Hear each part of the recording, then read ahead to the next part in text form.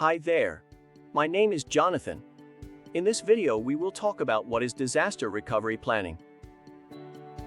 As discussed in the previous video, a company needs to have a plan to ensure it can continue to operate regardless of any situation.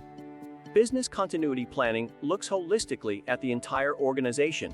A subset of this effort, called disaster recovery, focuses on restoring the information systems after a disruptive event. A disaster recovery plan is developed to help a company recover from a disaster, such as a natural disaster, cyber attack, or power outage.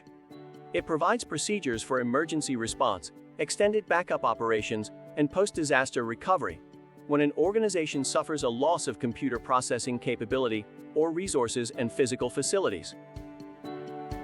Disaster recovery planning forms an integral part of the business continuity planning. Disaster recovery is the process of restoring critical systems, data, and services after a disaster occurs. The disaster recovery plan is usually very focused on information technology. Business continuity is the process of ensuring that an organization is able to maintain critical operations during and after a disaster. A business continuity plan, therefore, takes a broader approach to the problem.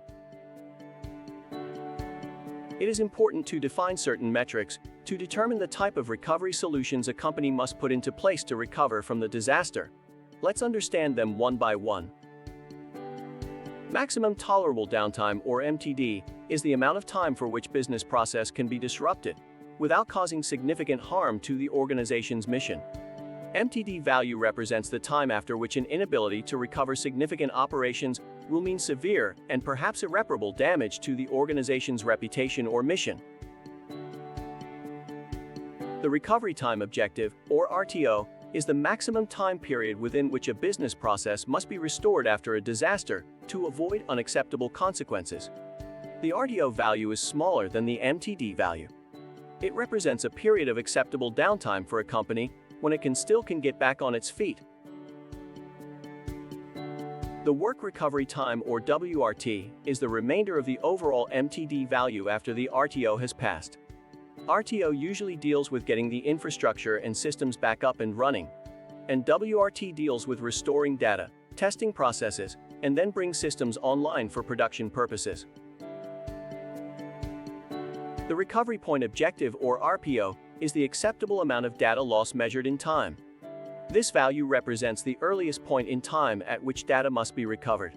The higher the value of data, the more funds or other resources must be put into place to ensure a smaller amount of data is lost in the event of a disaster.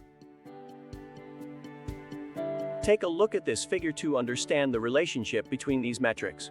The recovery point objective defines the point in time when the system becomes unavailable and data should be recovered. The recovery time objective starts when the disaster hits. This is the time period in which you should begin and complete the system recovery, as well as recover the lost data.